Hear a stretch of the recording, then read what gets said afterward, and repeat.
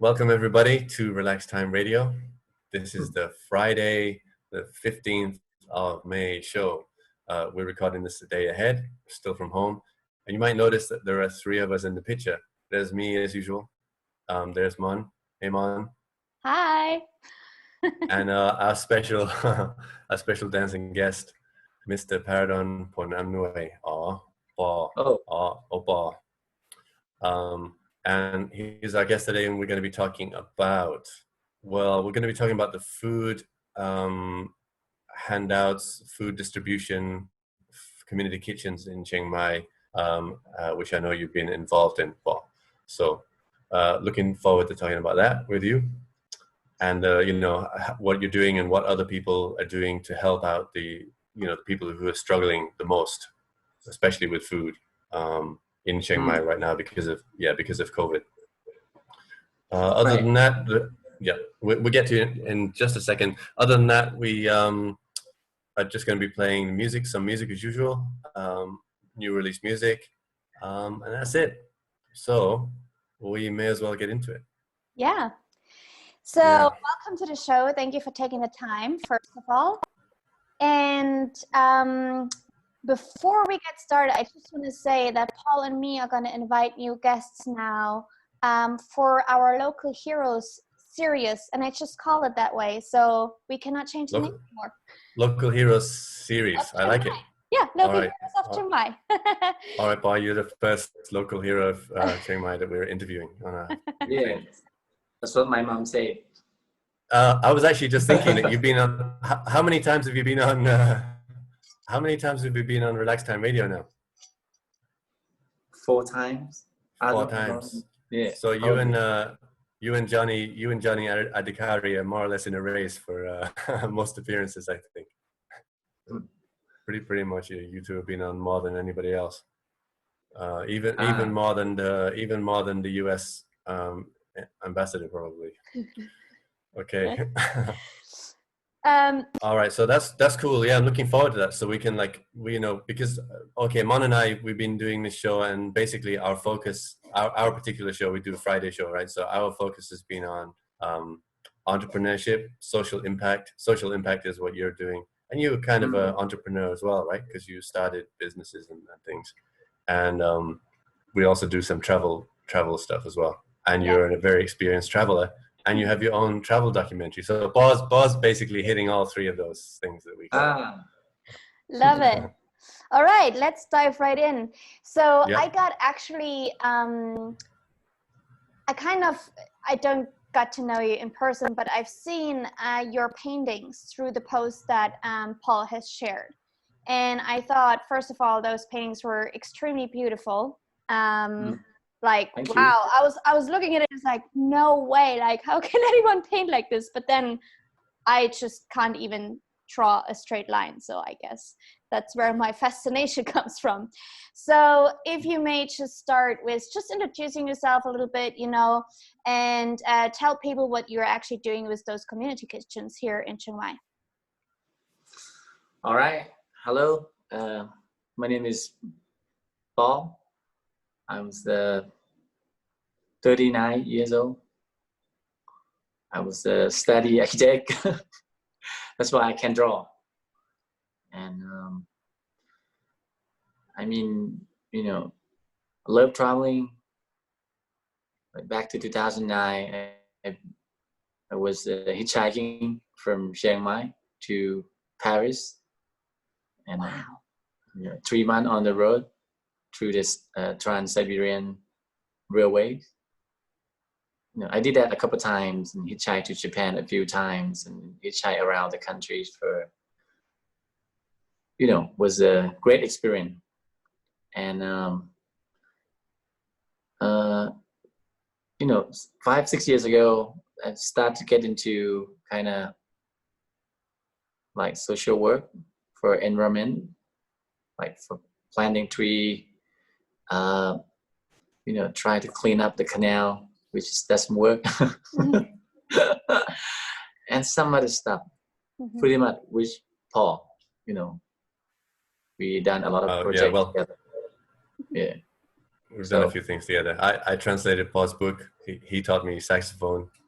The way I play the way I play saxophone is not necessarily a reflection on my teacher. He did his best. Oh yeah, I'm a saxophonist. I forgot. Yes. I'm a musician. Don't forget. Yeah, I run a jazz bar called the Northgate Jazz. So I love it. So how did you get started with the community kitchens, and what is it all about? What is it helping people with?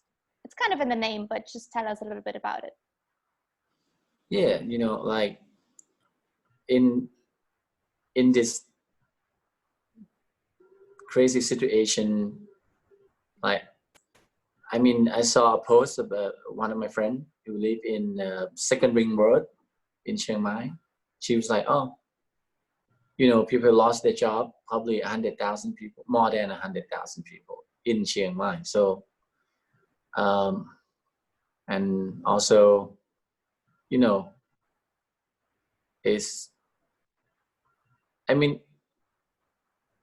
clearly see there's a lot of people struggling and need food for the family, especially a migrant worker.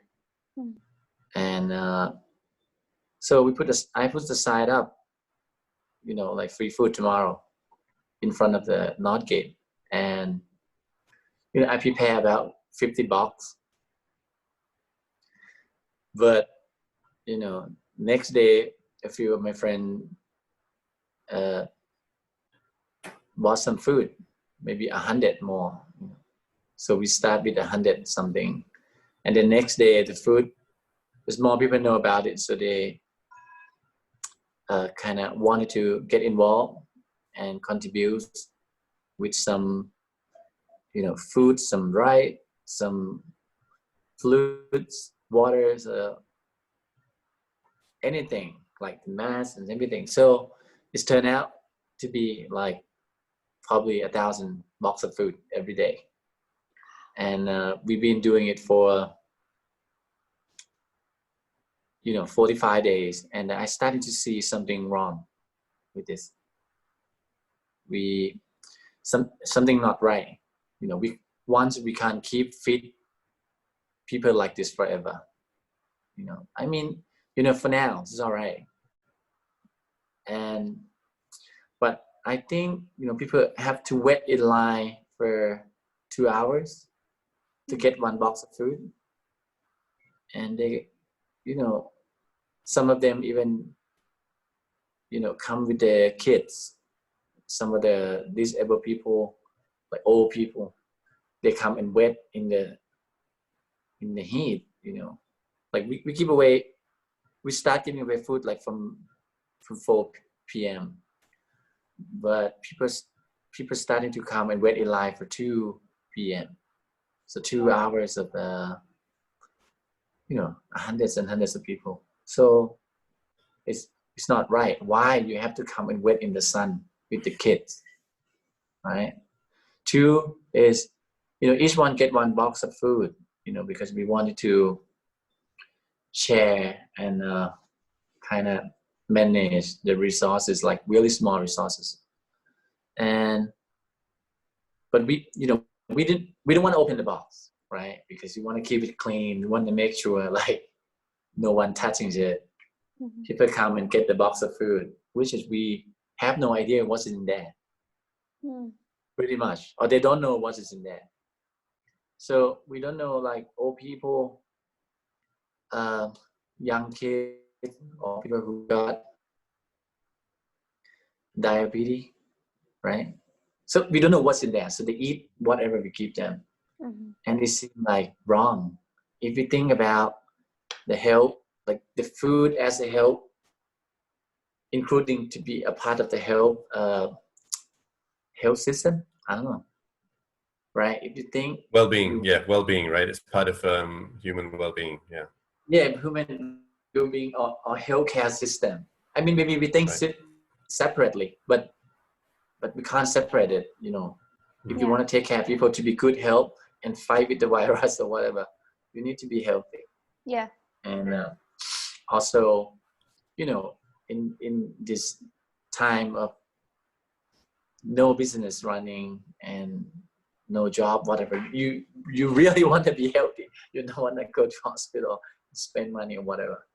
So it's not right. And and they get one box, which is you don't know who live in their house. Like maybe there 5 people in the family, maybe nine people in the family, and why is logistic is doesn't right. If you think about logistic, and so that's why we start thinking about the community kitchen. Because if you think about it, if the people in the community, they know themselves more than any of us, they probably know who really need it and how many people in the family, and like how many young kids, how many old people, how many people who kind of disabled people in the community, so they'll be able to manage everything, and they don't need to come and wait in line. And right when the time comes, they just walk in front of their house, in front of their community kitchen, and they just take like the plate, a box or whatever, to put the food in there and go back to their house, eat with their family. So simple, so clear. So no waste any plastic or anything. Just right there in front of your community. Right. Which is walkable. Right. Okay. Yeah. So I have a question. How many so in the beginning when you started to think about switching from food handout, food distribution, like you were doing in front of the North Gate, to community kitchens, was anybody else already doing a community kitchen, or did you try and set up the first one, or and how many are there now, and how many community kitchens are there now? I think we started it because I don't know why. I have no idea. Maybe someone started it, but we try 5 kitchens for the first week and see how's it's working, and really interesting. Like we're starting the one next to Prasing Temple, and the one right behind So Yellow, and the one is in the Burmese community, Burmese temple. Wat Sai Moon. Wat Sai Moon, Pama. And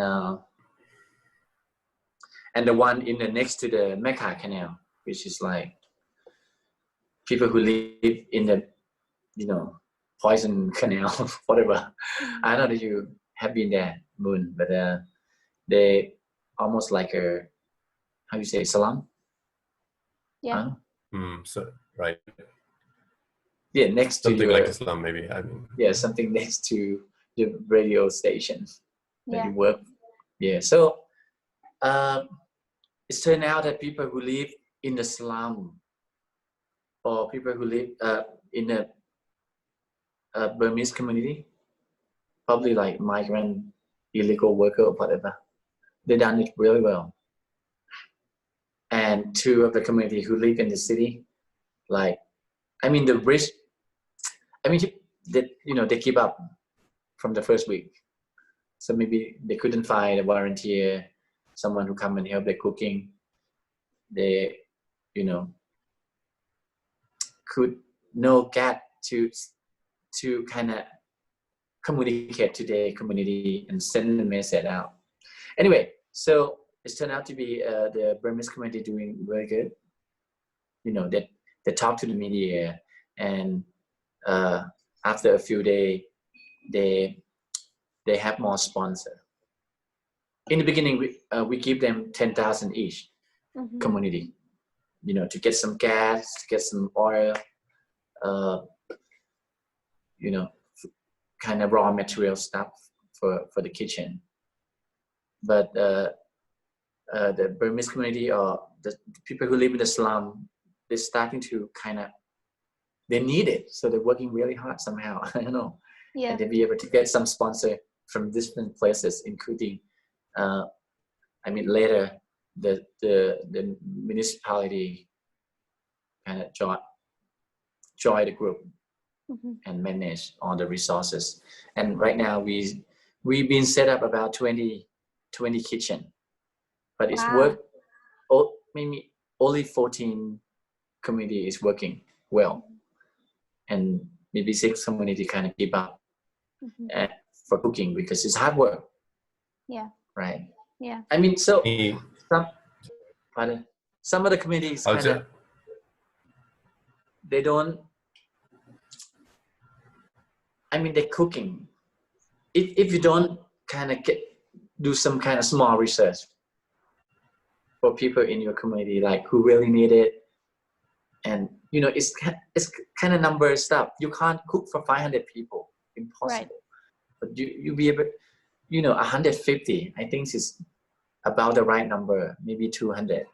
You know, otherwise you have to cook from like 10 a.m. it's a lot of work, right?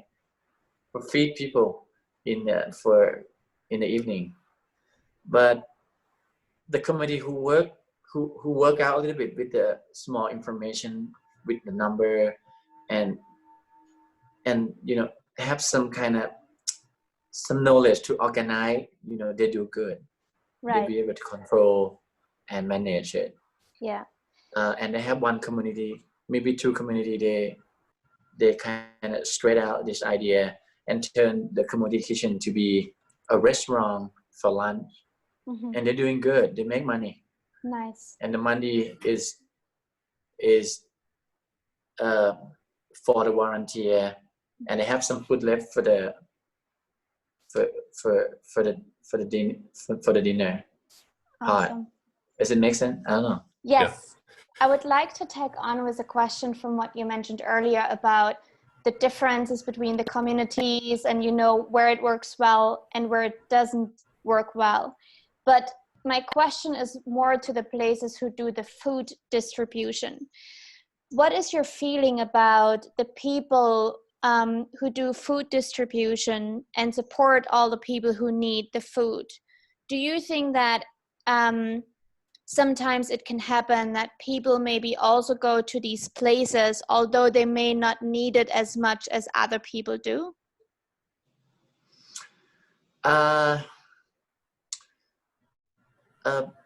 It's really, you know, people live with the fear a lot.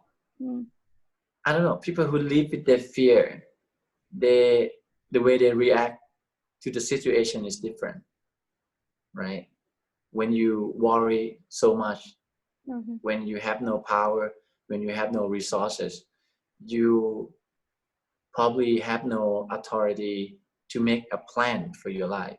And when you don't have any power to make a plan for your life, for the next day, you're probably afraid like of things around you, and you probably go out and collect a lot of food. I don't know. You know, think about it. Like, if you have more resources, if you have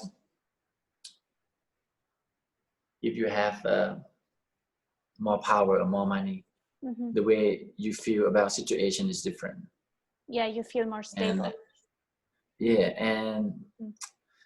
And the, you know, like just like earlier what I mentioned about some community it doesn't work, some community is working. I mean, in the normal situation, the community that's worked so well, you know, to run kind of culture work, you know, before COVID, they do a really good job. They almost leading other community. But when it's turned to be, you know, after COVID, it's the situation is changed. Just like people who live in the city, they more struggle than people who live in the, you know, outside the city. They're so cool. Just feel like nothing happened. What is COVID? Like, you know, it doesn't hurt anything for them, right? Because they live the same. They just live in the, I don't know. What do you think? Well, I have one thought. I actually have one thought about what Mon just asked, and because I was listening to an interview with Andrew Yang. You know, Andrew Yang was a presidential candidate in the United States for the Democratic Party. But Yeah, he's anyway, cool. yeah, he's a cool guy. Anyway, he was Yeah. just saying that this fear that some people try to get a handout that they don't really need slows down everything, and it's the fear is overplayed. So, for example, right now in the United States, they're considering universal basic income (UBI), and he said you should just give the money to everybody, no questions, including Jeff Bezos. You know, Amazon. He's a multi-billionaire, but it's to be quick. You sometimes have to just give it to everybody and then trust that you can get it back later if you need to. You know what I mean? So Jeff Bezos, you know, he can pay it back later. Or it's very easy for his accountants to work out how to pay it back. This is just an example. So I think that, you know, this kind of fear that people will go and try and take advantage of situation and get food that they don't really need is the wrong way to think about it, just because That wasn't the intention of my question. No, I know. I'm not accusing you of it. I absolutely know that you're not thinking about that. I'm just suggesting that sometimes if you want to like act fast and help people, you have to, you know, you have to take some risks and not worry too much about the idea that you know, people will try and take advantage. My intention was actually to kind of see whether this could also prove the point why people in the communities on the poorer and maybe are working harder than the other ones, because if you really need to receive, you also putting more effort in it, right? But if you can basically still I think like sometimes for people is it like if you don't really need the support but you could get it, you wouldn't just, you know, put all the effort in to support others as well. Does it make sense? To me it does. Yeah, right. Yeah. And I mean, it matches with what Paul was just saying. Yeah. Exactly. Yeah. Yeah.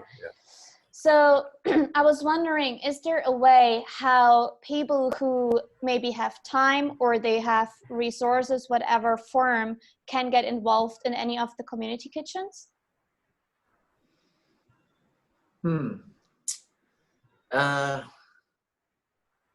Yeah, Chiang Mai have like 97 community. In how many? You know, 97 in the city. Yeah. In the city. So I mean the city. I mean like until probably until a, you know, super highway ring road, like the right, because it's kind of big, you know. Yeah. And you know, probably 10 community is really, really poor. Yeah. You know, some of the community right behind the railway station, they live in the garbage.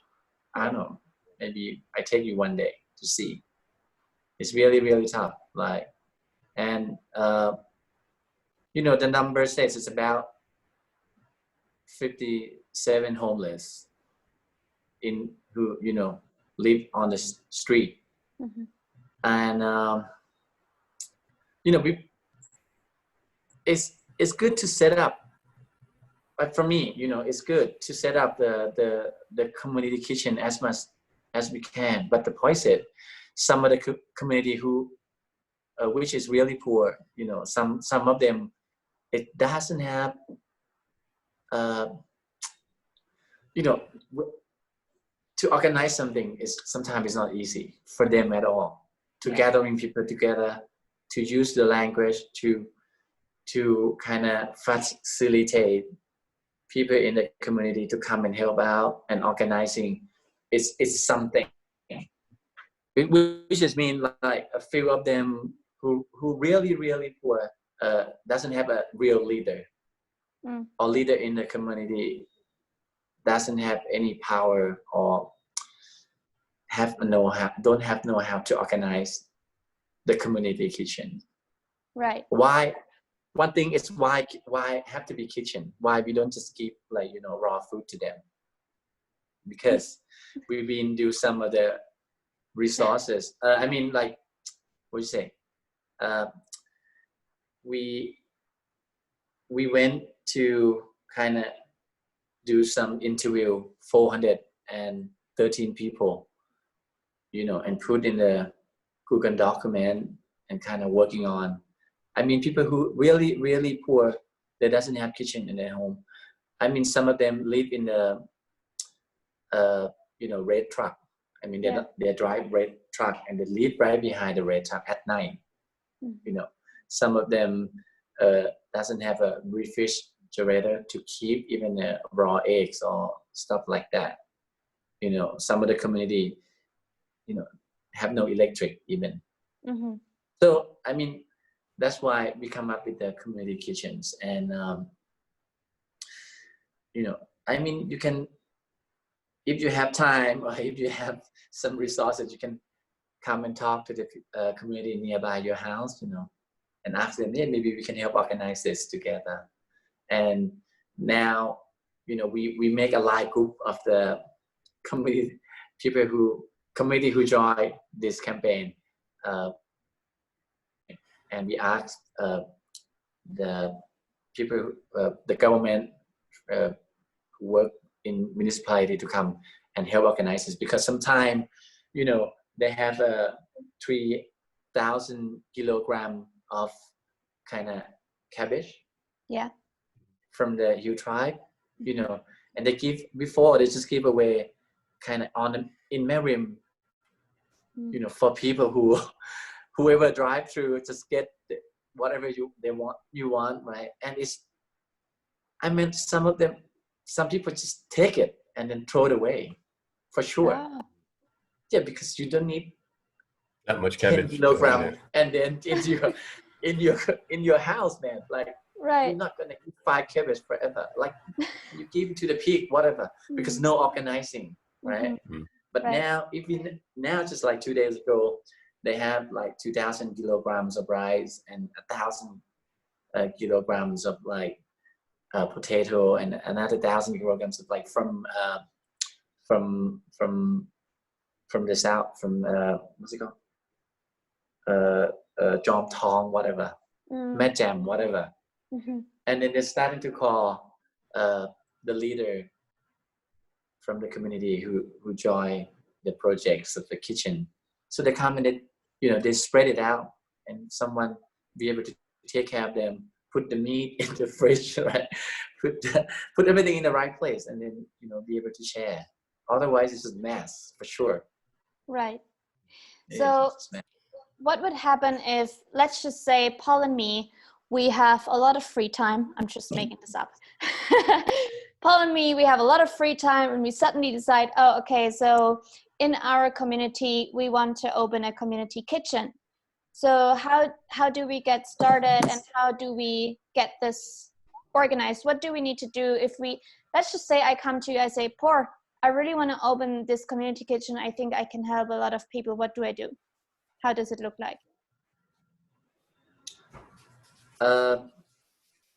So simple. I give you 10,000 baht to start from from Chiang Mai Trust, and we put you to join the group, and you kind of report about like you might have to, we have no rules at all, and the community who come after be able to learn from the community before, and then starting to share the information about like, oh, hey, just like one community that I mentioned, hey, I try to use my kitchen as the restaurant, to kind of to feed 500 family, during their lunchtime, but I use the profit to take care 140 people for the dinner time. So maybe try that idea if anyone wanted to stuff like that, and we'll be like people in like today I some of the foundation, Rhye Foundation just called me, and they give me like 200 kilograms of meat. It's a lot. 200 kilograms of meat. They put in the ice box at the North Gate, and then like 5 big bags of rice and oils and stuff. So I'd be able to kind of send or share this raw material for each community. Right. So really simple. And so these kitchens, are they usually in people's houses that where they come together and find each other, or do they use restaurants that used to be open and now maybe they cannot operate as freely as they used to? Or what type of kitchens do people usually use? I think they have two different ways. Normally, people who live in the community, the leader, they have kind of like a community office, Mm-hmm. Like small hut or whatever, like Mm-hmm. building space for them to work together in their community. Or other, they cooking in a temple in the community. Right. So in the temple, normally they have like big pot, plate, all the gears for you to cook already. You just have to organize it. Yeah. Pretty much. I have one question. Sorry. Do you think, like you mentioned, in the communities that are very poor and maybe it was difficult for them to organize anything because of the circumstance? Do you think it's possible for you to help someone, like support someone to become a leader in those communities, to become like an organizer? Maybe they can't now because they are struggling like everybody else and they don't have any food themselves or something. But do you think maybe with a little bit of support, you could sort of help people to become a community leader?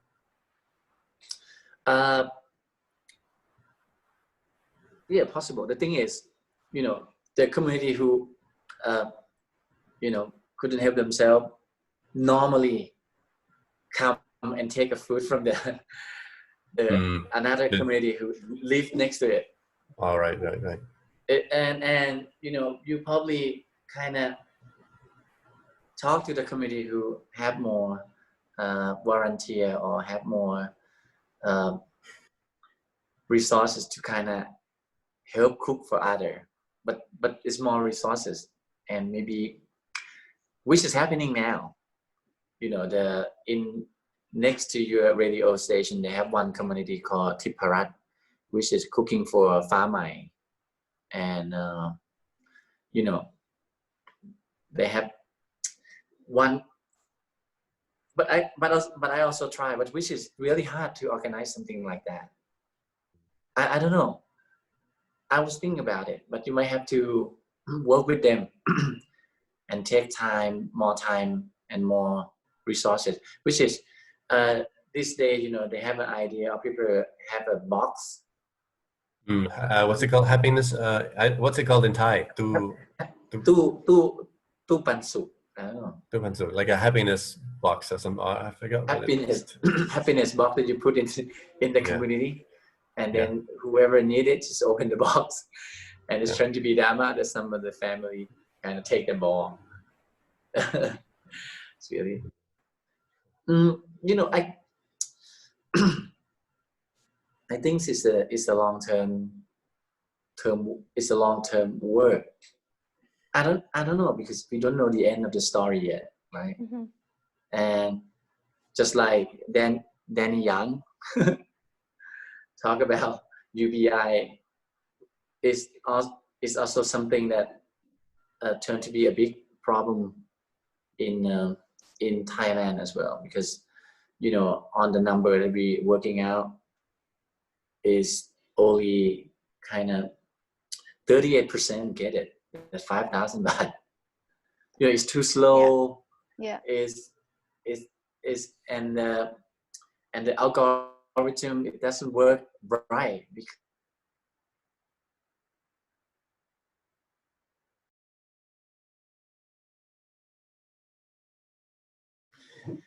it's better to give 3,000 baht right away to everybody.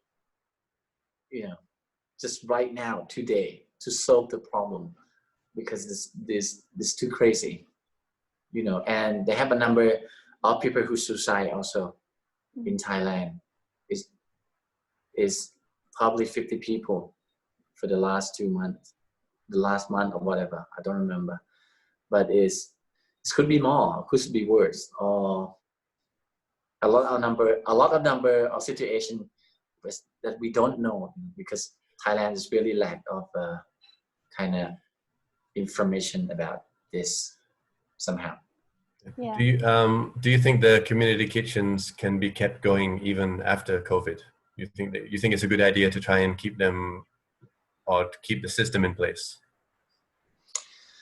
I don't know. For a disaster like this, for any kind of a disaster, you know, the community needs the power of information to take their decision.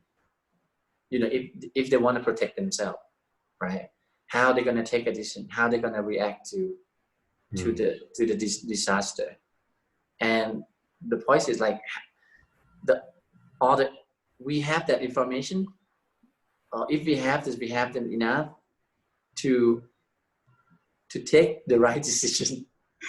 You know, for the community kitchen is something that they're gathering together and they use the power of organizing to get some information and report back to at least to the local government. You know, like how many people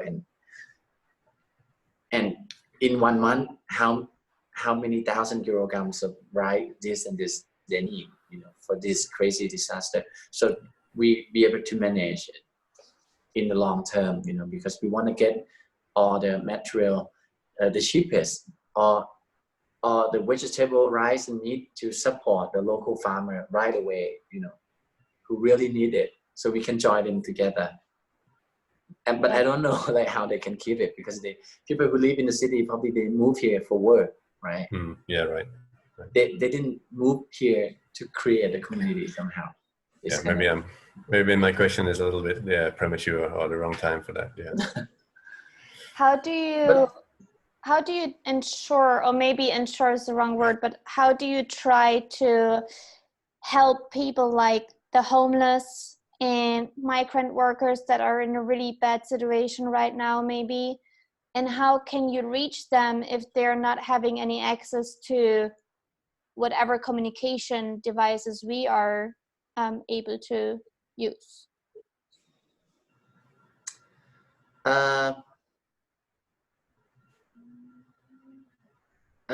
You know, for migrant worker, I believe a lot of them probably wanted to move back, you know, to Myanmar, let's say. You know, but they just wait to border to open.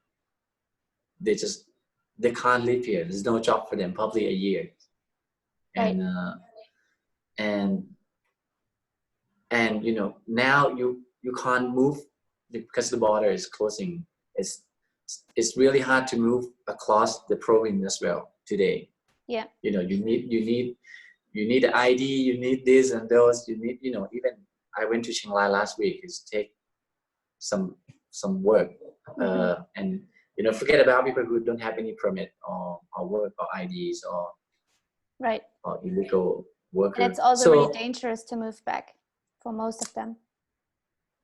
Yeah, right now everything is closed, but you know, they all have family and they have land and they have hope. You want to go back home for sure, but you can't now. You know, so this is one thing we might have to think about. But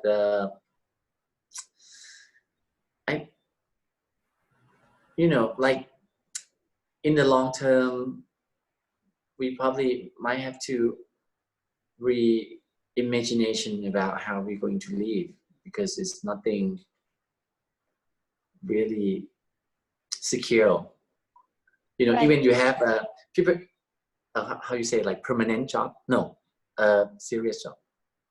งานประจำพอคืออะไรงานประจำ I don't know, permanent job, full-time job, yeah. You know, before you think if you have full-time job, it's secure for you, right? Before you think like that way, but when this COVID happened, it doesn't help, and the ประกันสังคมคืออะไรพอ the social like social security, welfare. what state government welfare. welfare? It doesn't Yeah, work. It's work, but it doesn't work just like you think. right.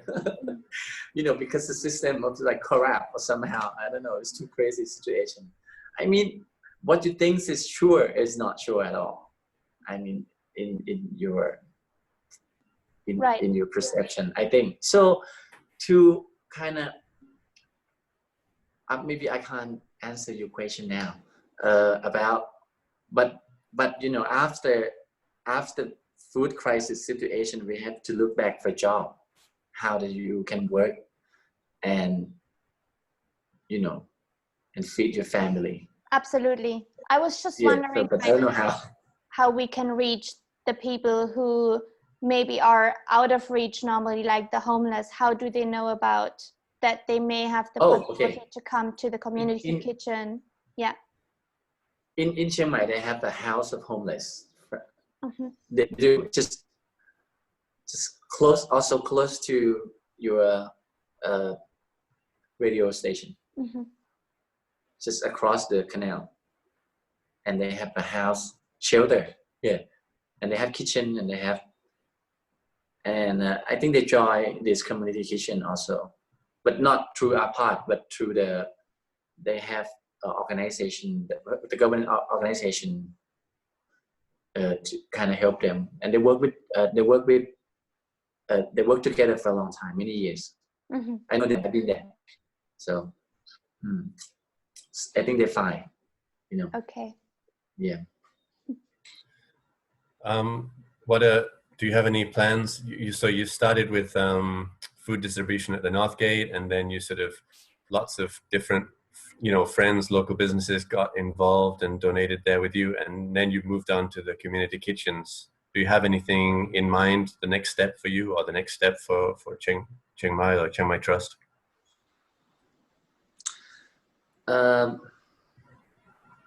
You know, we wanted to go back to the community and learn and get more information, or collect a lot of as much as information data as much as we can for now to take decisions, because if we wanted to create some job for them is something that we need to know what they wanted to do exactly, because we can't, you know, force them to do something that they don't want to, and we don't know them enough, because it's also it's a new thing for us.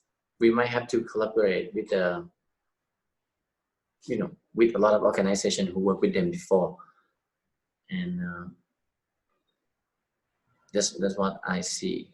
But this is something that we're looking for sure, because the next step, how people can get back to work again, how we can find job for them, how we can create job, how we can, you know, just like you know, the food from the local farmer, organic, whatever, how we can kind of support them and to feed people in the city in the right way and fair, stuff like that. You know, a lot of things that we don't have, just like logistics. You have sorry, for example. I was just gonna ask if because so you have community kitchens. I wonder if you thought about community gardens. Community garden is great in a way. Possible? Maybe it's not possible everywhere. I'm just curious. I don't know, because a lot of things gonna change. Like maybe the community, you know, if you want to feed pad kapao for 200 people, you probably need like 10 kilograms. So, you know, all the community have to grow pad kapao somehow. You know, it's something. It's the whole thing, and then collect them together and make for another 30 days. Yeah. You know, for something else, for the next menu. It's because people live here is 300,000 people. You need something else. But community garden for sure is working, but it depends how we can, you know, it's about land use also. Mm-hmm. Yeah, right. But you know, but for sure you can, you know, make something simple with your small garden. It's something to work on. Mm-hmm. But for something emergency, uh,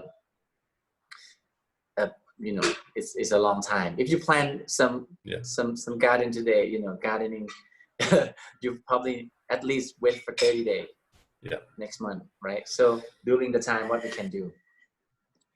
Well, I want to know, what would you say are the top 3 things that Chiang Mai Trust and you in the community kitchens could need the most right now as a support that maybe people from the outside could help with?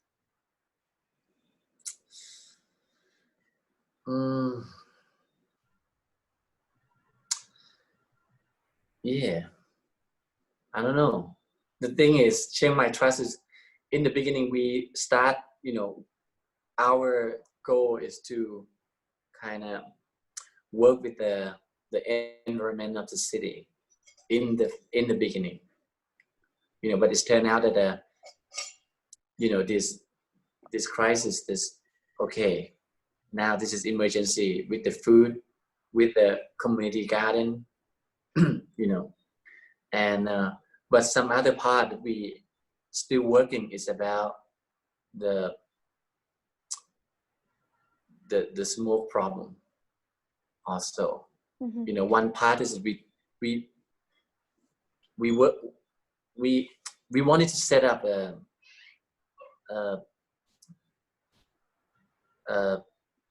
how you say about drone asa. It's a drone volunteering. Oh, like volunteer drone pilot or something. Yeah, drone volunteer system. Yeah. Yeah. So but using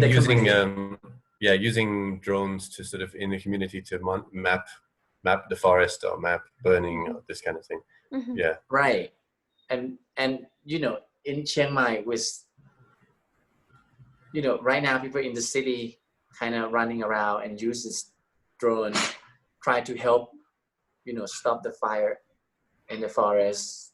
And this year a lot of people die. I think 9 people died from the fire, and it's kind of, you know, dangerous for the community who live in the mountain. They volunteer themselves and they have to die.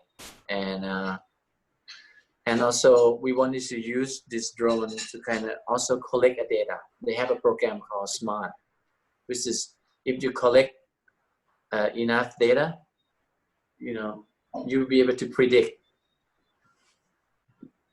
the fire in the forest. You know, they use it in Indonesia, but they need to do a lot of research and collect a lot of data, and it's complicating. You probably know. So to stop the smoke problem, also something that Chiang Mai Trust wanted to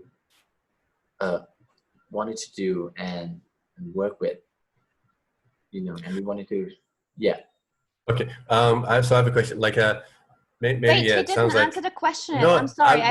He didn't answer your question. I know. Yeah. So no, I'm waiting for my top 3. I'm okay. not sorry. Top 3. No, I need How the can top people 3. help? Yes. Okay. How can we help? Okay. Give me 3 things. How can we help? How can we help? Not you, You know, us. okay, people look, like us. You know what?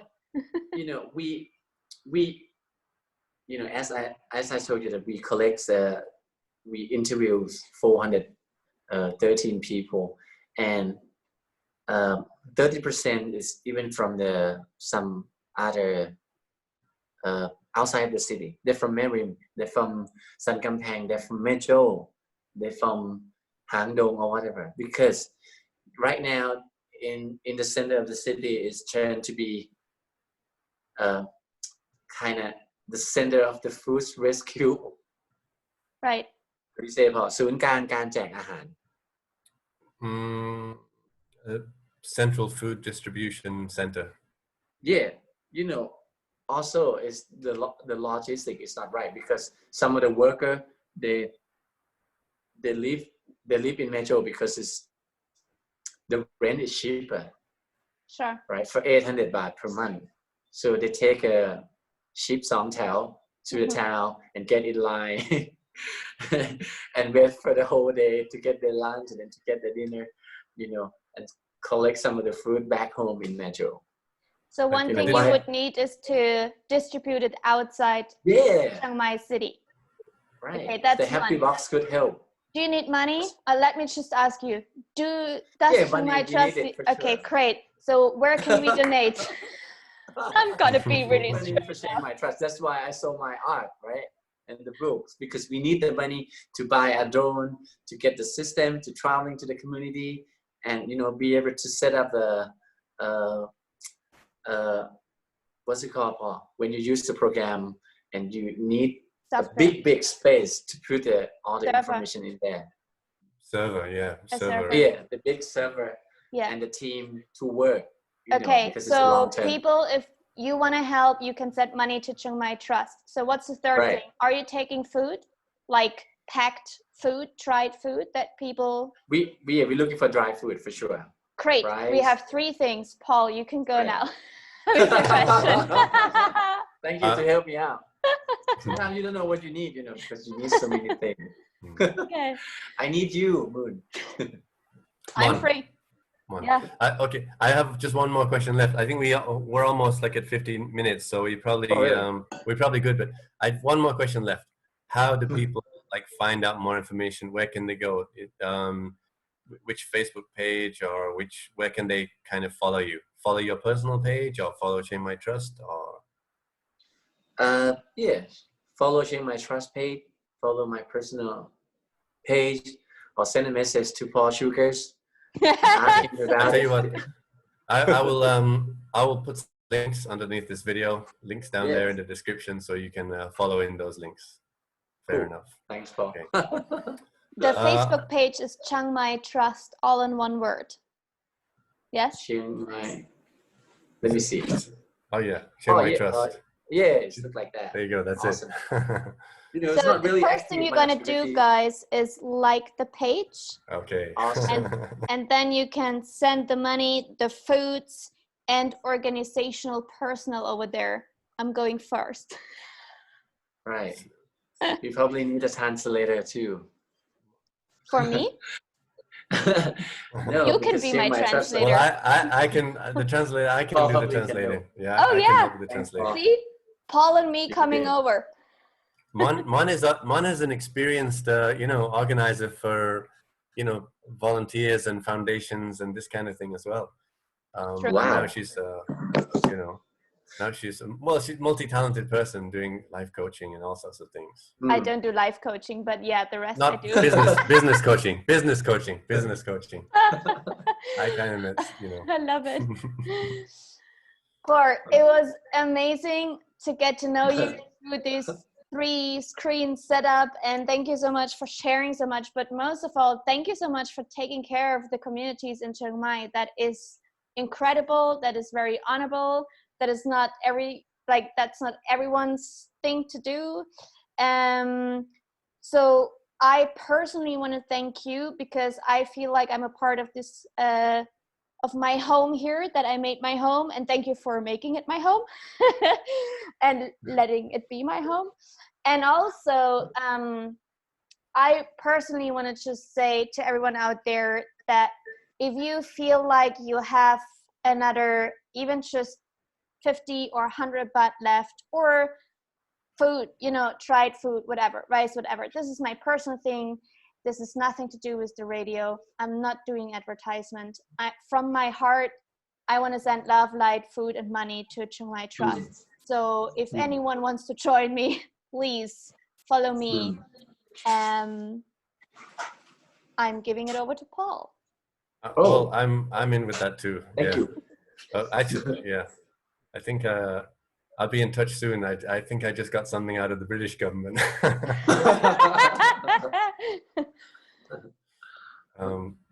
Well, thanks so much, Paul. And I guess that's enough for this edition of Relax Time Radio. I guess you'll be back soon, because you're always doing something new. Love to. When we find out what your new thing is, we'll invite you back. Okay. Yes. And luckily, Relax Time Radio still runs every night of the week, 7:30 to 9 p.m. I guess we can all say goodbye together then. Yeah, thanks for joining us at Relax Time Radio, broadcast here on Radio Thailand Chiang Mai. Tomorrow is Legal Matters with Kun Tom, Children Road Kasesut. I'll be back on Sunday with the Jazz, Blues, and Soul Show with DJ Nam. And Mon and I will see you next week. All right. Bye. Bye.